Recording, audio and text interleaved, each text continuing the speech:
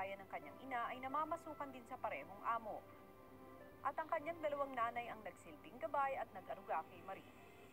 At ano nga kaya ang magiging bunga ng paghahanap ng housemate sa nawawalang biological na ina ni Marie? Tawagan niyo po ang number na to.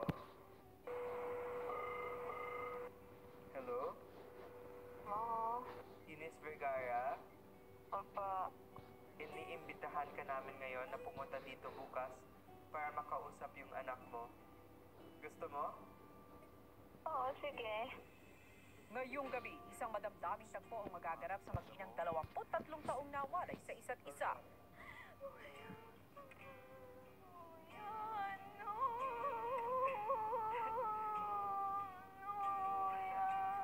Ituloy na natin ang nakakaantig na kwentuhan dito lang sa PBB 8. Kinaumagahan sa bahay pinatawag ni Kuya sina Yamyam at Fumiya. May gusto akong ibalita sa inyo. Mamaya, may darating na bisita.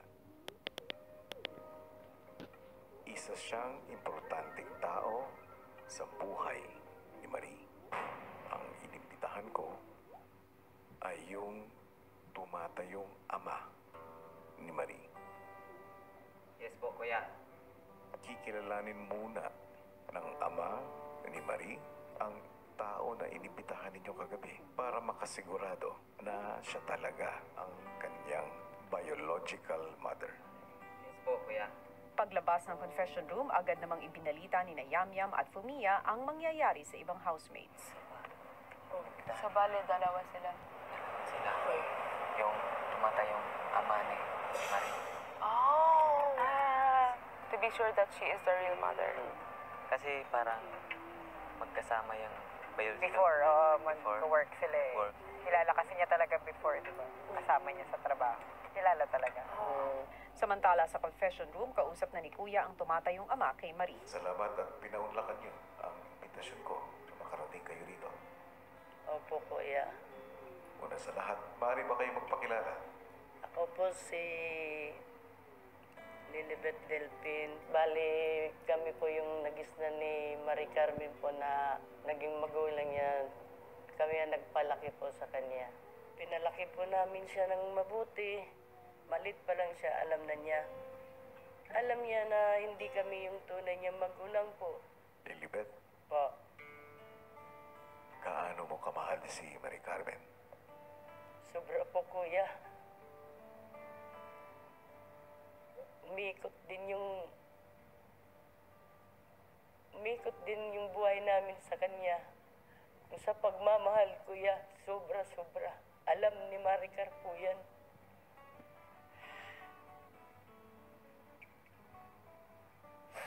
Masaya po. Proud po ako sa kanya. Kasi kahit ganito lang po ako, pinagmamalaki din naman po niya ako. Nararamdaman ko ang pagmamahal mo para sa iyong anak. Opo, kuya, sobra. Alam mo, Lilibet, Po. nabanggit na rin sa akin yan dati ni Marie. Kwento niya sa akin, mahal na mahal niya kayong dalawa.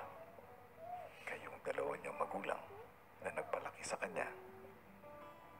Pero may kagustuhan din siya na mahanap din ng kanyang totoong magulang. Opo, kuya, dahil karapatan din niya naman po yan na malaman niya eh. Makita niya kung para ano na niya yung sarili niya. Buo yung pagkatao niya talaga. Tama. At nag-aalangan siya Bakit po, kuya? kung ano ang iisipin mo. At para mas malinawan ka kung ano yung nararamdaman niya, may ipapakita ako sa'yo. Sige po, kuya. Bakit mo nga ba gustong pumasok ng bahay ko? Gusto ko po talaga na matuldukan po talaga yung pinakamalaking question mark sa buo ko pong pagkatao. Siguro baka iniisip ng mama at papa ko na na yan, baka si Marie naghahanap na ng katanungan, ganyan, parang hinahanap ko na yung totoong parents ko, baka naiisip din nila kuya na iiwan ko sila if ever na mahanap ko yung magulang. Pero yung ipapromise ko naman po talaga kuya, hindi ko po talaga sila iiwan hanggang sa dulo. Anong masasabi mo? May tiwala po ako kay Maricar, kuya. Naniniwala po ako sa sinasabi niya po. Ganun pa rin yung pagmamahal ko, kuya, sa kanya, hindi magbabago. Ganun pa rin kami sa kanya. Hindi ko ikakait po sa kanya po yung kuya. Maraming salamat kung ganon. Dahil ang tanging gusto ko lang naman ay ang kaligayahan ninyong lahat. Ilang sandali pa, may mahalagang pinilin si Kuya kay Lilibeth. Ngayon, Lilibeth, Po, kuya. may ipapagawa ako sa'yo. Kagabi, sa tulong ng mga housemates, ay marahil nahanap na ang totoong nanay ni Marie. Gusto ko ay makausap mo siya para ikumpirma kung talaga bang siya ang biological mother. Opo, kuya. Maya-maya pa, pinapunta ni Kuya si Fumia at Yamyam sa confession room para sunduin si Lilibeth at ihatid muna sa task room kung saan siya pansamantalang mamamalagi. Lilibeth, Yam. Palaya ko, Day-Day. Day-Day. Day-Day. Day-day. Day-Day. Day-day. Day-day. Yum, yum. Day-day. Fumia.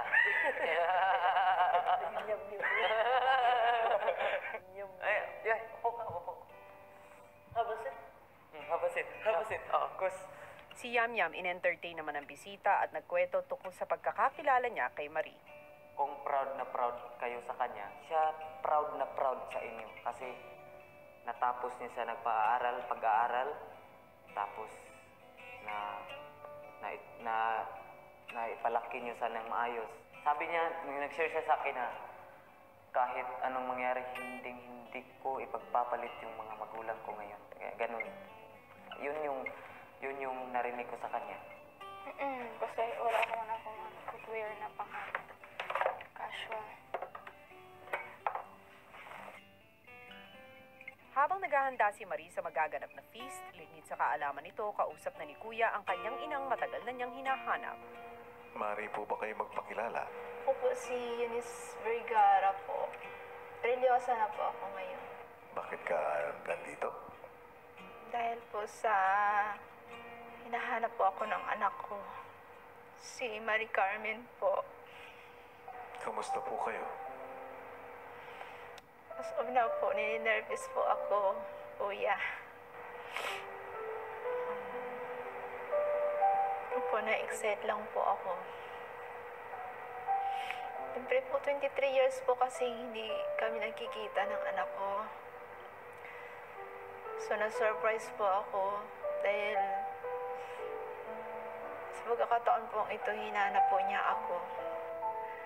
Pumayag po akong ipaampun yung anak ko dahil maganda naman po ang pakay nila sa anak ko mapapunta sa ibang bansa. Alam ko naman po yung mga taong pinag-iwanan ko sa kanya. Alam ko naman po na masustentuhan po ang kanya mga pangangailangan.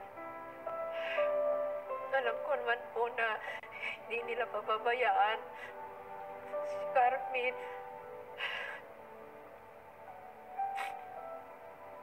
Sa mga panahon na nalayo ka sa iyong anak, si Marie, anong matapos sa isip mo nun? Nakasagay din po sa isip ko kung kamusta na siya. Darating na panahon na makita ko siya. Sa araw-araw ko po na ginagawa sa buhay, hindi ko rin po naialis sa isip ko ang mag-iisip sa kanya. Kung saan na siya. May panahon ba na sinubukan mong hanapin yung anak mo? Natotoo lang po, hinahanap ko siyang hanapin sa Facebook. Kaso po, iba po ang pangalan na lumalabas. Hindi po siya. Gusto ko man po siyang balikan at kunin. Hindi ko na po magawa kasi may napirmahan na po akong kasulatan. Eunice, Kuya, kung bibigyan ka ba ng pagkakataon, Gusto mo bang humingi ng tawad sa iyong anak? Opo, kuya. 100% po. Opo, kuya.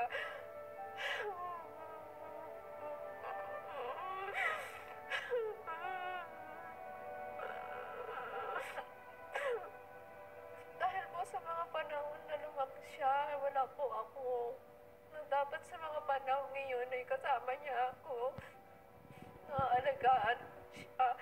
Naasikaso ko sa araw-araw at lalong-lalo po sa pag-aaral. Wala po ako. Hindi po niya ako kasama. Gusto kong malaman mo na magkakaroon ka ng pagkakataon para masabi sa kanya ang lahat. Salamat po, kuya. Alam ko kung gaano ka-importante at kung gaano kabigat ang desisyon na ito para sa iyo.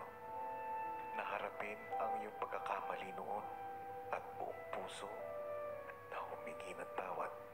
Gusto ko ring malaman mo, Eunice, na hindi pa huli ang lahat dahil lahat tayo ay karapat dapat mabigyan ng pangalawang pagkakataon. Salamat, kuya. Salamat, kuya. Salamat, kuya. Salamat, kuya.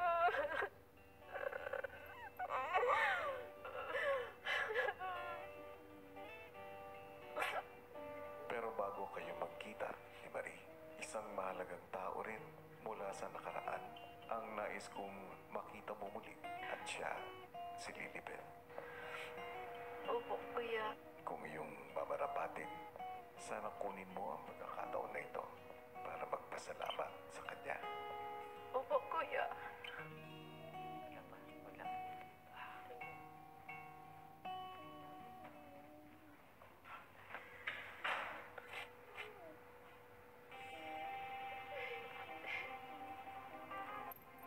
Si Lilibet, sa kagustuhan na maprotektahan ang kanyang anak na si Marie, nanigurado muna na ang tunay na Eunice Vergara ang kanyang kausap, kaya naman panay ang tanong nito kay Eunice. Ano ba ang dapat natin simulan? Sa iyo natatanong mo sa akin. Ano po yung palayo niya? Neneng. Nining. Paano ka napunta dun sa kaila Eileen, Eileen? Anong simula? doon ako pumasok nakatulong. Ilang buwan ka dun? Matagal ako doon hanggang sa ano nanganak Tapos, 7 months. Na sa kanya nalaman ni Ate Eileen na buntis ako. Pagkapanganak ko daw, kukunin niya at ibibigay doon kay sa tiyahin niya, tiyuhin o tiyahin. totoo lang, nag-aalinlangan ako. Wala akong pinagkakait kay Maricar. Sa totoo lang. Dahil sa sobrang pagmamahal ko kay Maricar, basta pag kay Maricar, ibibigay ko ang best ko. Yun, ate. Habang patuloy ang usapan ni Lilibet at Eunice, ang housemates naghahanda na para sa inaabangang pagkikitang muli ng mag-ina. Mag-ayos.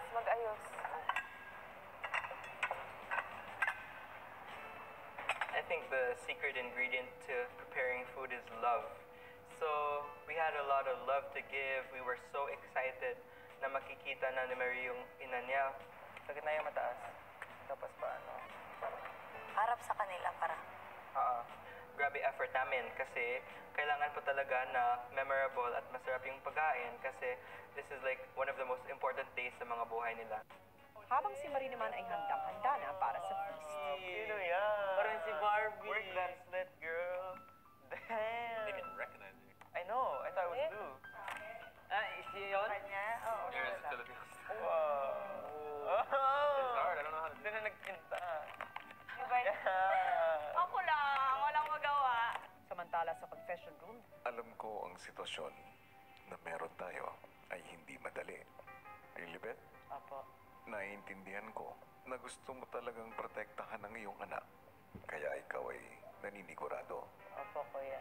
Sa puntong ito, tatanungin kita, Sa gitna ng iyong pag-aagam-agam, papayagan mo bang makita ni Marie si Eunice? Opo naman po, kuya. Hindi ko po ipapagkait po kay Carmen yung kagustuhan din niya po na makilala po yung tunay niya magulang po. Opo, salamat po. Ako po. Walang problema po, kuya. Yakap po nga po yan. Wala pong problema. Para kay Carmen po, kuya. Salamat, Ate Lilibet. Nang handa na rin lahat ng boys, pinatawag sila ni Kuya sa confession room para makilala ang kanilang inimbitahang bisitang si Eunice. Hi. Hello. Kakausapin ka namin dahil sa ilang sandali na lang, makikita mo na yung anak mo. Lahat kami gumagawa para mahanap ka. Kami rin na-excite at kinakabahan inyong tagpuan. Okay, thank you, thank you. Ilang sandali pa lumipat na ang lahat sa activity area para sa feast na hinanda nila para kay Marie. Ikaw. All the boys on this side and the girls on this side and Marie on that side. Marie, please, you sit down. Thank you so much. Please. Wow. Would you like any water? Housemates, maaari nyo nang simulan ang selebrasyon. Enjoy! Kami ni Ate Mitch na gano'n ng kangkong dyan. The feast was absolutely beautiful. How we were all really dressed up and it was really nice and shiny. You know, it's very high class looking, beautiful dinner that we all got to share. And, you know, looking across the table, you only can feel blessed and happy that we're all here happy as a family. Itong toast na to ay nagsisimbolo ng pagpapasalamat. Thanks. You're welcome.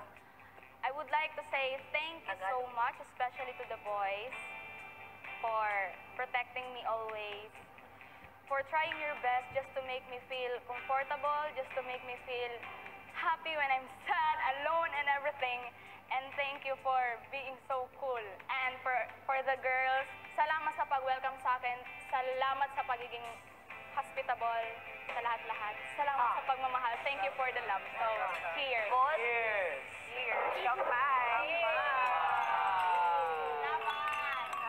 Maya-maya pa isang anunsyo ang narinig nila. Housemates, Yes. hayaan nyo ang gabing ito na magsilbing isang selebrasyon ng samahan na natagpuan nyo dito sa loob ng bahay ko. Maikli pa man ang panahon na kayo ay nagkakilala, hangad ko na ito ang maging simula ng mas malalim at makabuluhan na pagkakaibigan. At sa pagbuo ninyo ng bagong pamilya dito sa loob ng bahay ko, marapatin nyo rin sana na magsilbing saksi ang gabing ito upang mabigyang katuparan ang isang pangarap. Pangarap na nagsimula 23 taon na ang nakakalipas. Okay, stay. Stay. We dance. We dance together with the boys. Ano yun dyan? Na-dance kami. Parang umalis lang kayo dito, iniwan. Like that. Marie, alam kong matagal mo nang hinahangad na makilala ang taong ito. Kuya? Nais kong malaman mo ang mga katanungan sa isip mo at paghahanap mo ay matitigil na ngayong gabi. Dahil sa tulong ng housemates ko, naging matagumpay sila sa paghahanap sa kanya. Marie, gusto kong makilala mo si Eunice Vergara. Ano kuya, kinakabahan ako.